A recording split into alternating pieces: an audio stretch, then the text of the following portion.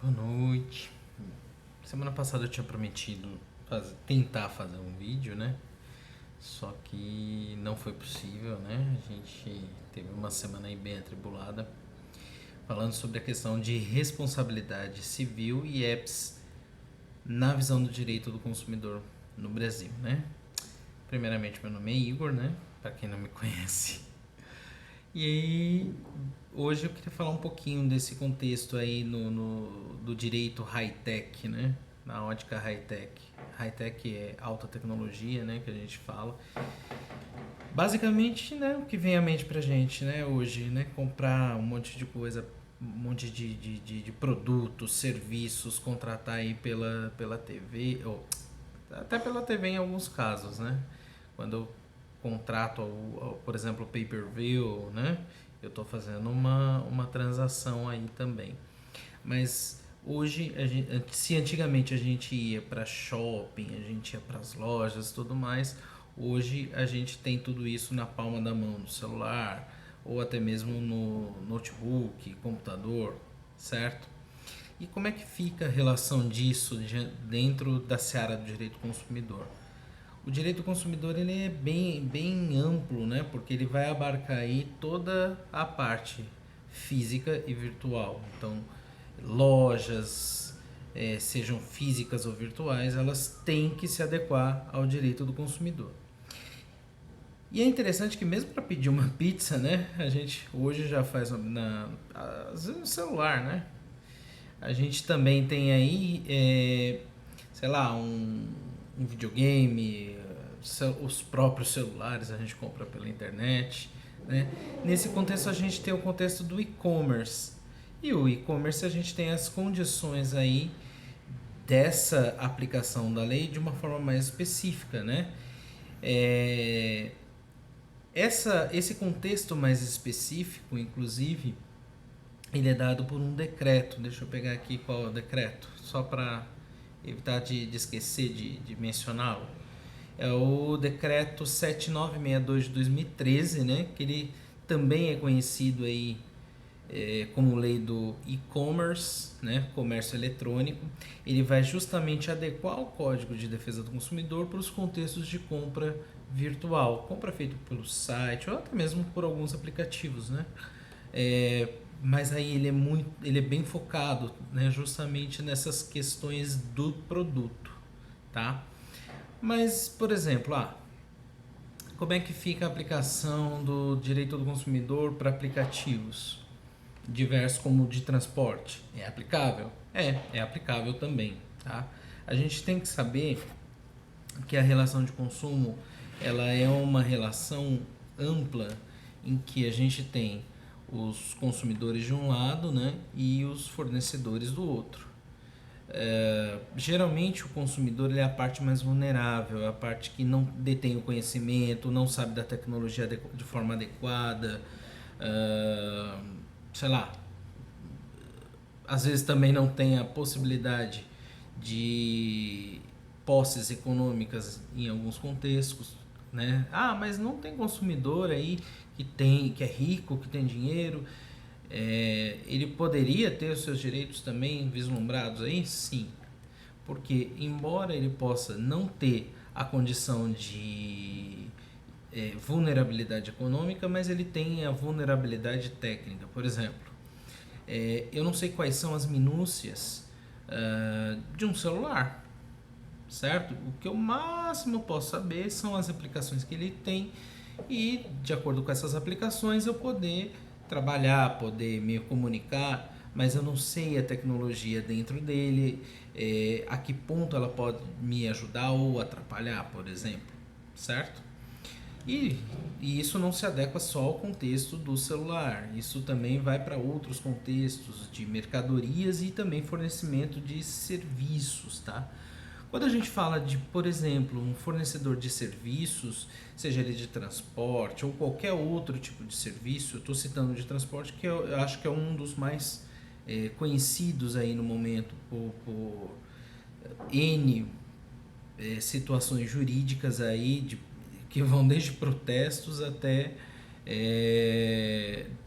uma luta maior aí por uma legislação, por um lado, por outro que não quer a, a regulamentação, né? Então tem bastante polêmica, ou como muita gente diz, tem treta, né? No jargão popular, né?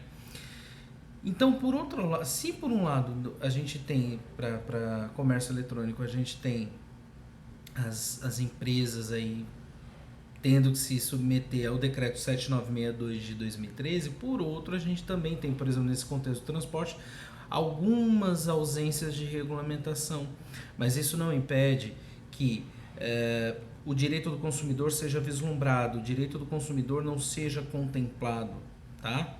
Existe sim a aplicação do direito do consumidor independentemente. Então, por exemplo, eu vou citar um exemplo aí, por um determinado serviço, alguém cobrou indevidamente pelo serviço. Essa cobrança indevida, ela gera a posição de ressarcimento pelo consumidor. O consumidor ele pode e deve ser ressarcido se foi cobrado indevidamente.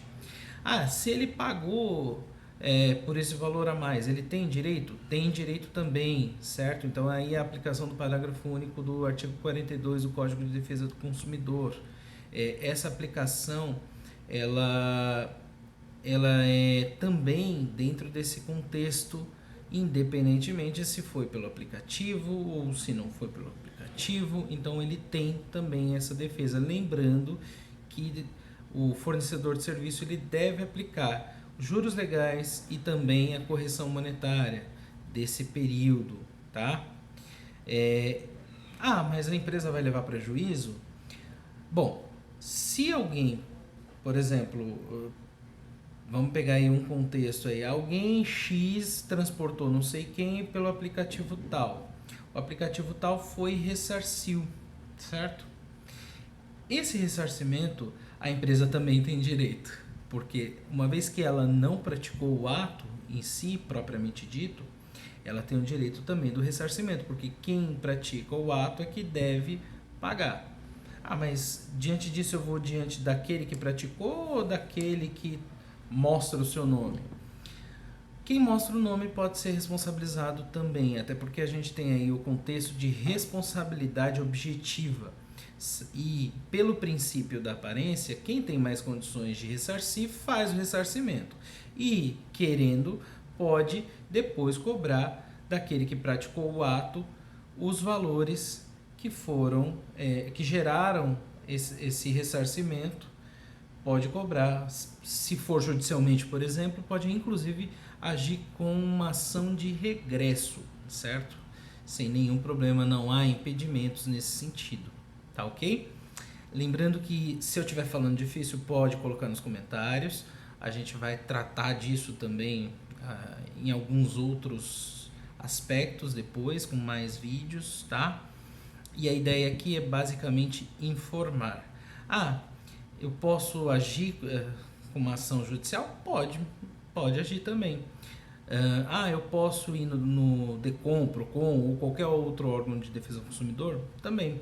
Mas antes de tudo, tenta entrar em contato com o site ou com o aplicativo, né? E tenta fazer aí uma negociação, porque muitas vezes essas empresas de aplicativo, elas têm uma espécie de recurso, certo? Para poder haver essa comunicação e essa negociação, tá?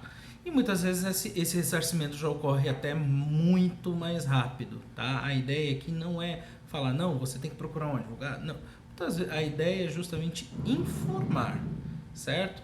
Quando que vai ser necessário a presença de um advogado? Quando houver a negativa.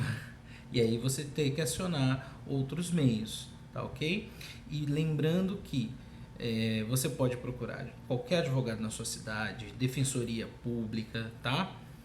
Não se restrinja nesse sentido porque não houve o ressarcimento. Se não houver o ressarcimento, há a possibilidade de uma ação, que é uma ação de indenização por conta desse problema que não foi solucionado dentro da melhor forma. Outra possibilidade, né, que antes até mesmo da via judicial, é a reclamação, colocar a reclamação no site consumidor.gov, tá? É uma ferramenta que tem sido muito importante nesse contexto aí de intermediação para tratamento de conflitos, tá ok? Eu vou deixar esse vídeo no meu Instagram aqui e curte aí, recomende, compartilhe. Para mim é um desafio muito grande porque eu sou bastante tímido para falar em vídeo, né, sobretudo, e eu vou buscar fazer sempre mais e mais vídeos, né? Embora não pareça ser tímido, eu sou, tá, gente? Um pouquinho. Ajuda aí pelo menos para informação, tá ok? A gente tem a premissa de que a informação pode trazer muitos benefícios para todos nós, tanto em contexto social, né? A sociedade como um todo vai ganhar, assim como outros contextos dentro da esfera de direito consumidor, enfim, é bem amplo, tá bom? Compartilha, curte. E acho que se der certo eu também vou pôr no YouTube. Vou tentar pôr no YouTube. E vou tentar criar um canal. Valeu, brigadão.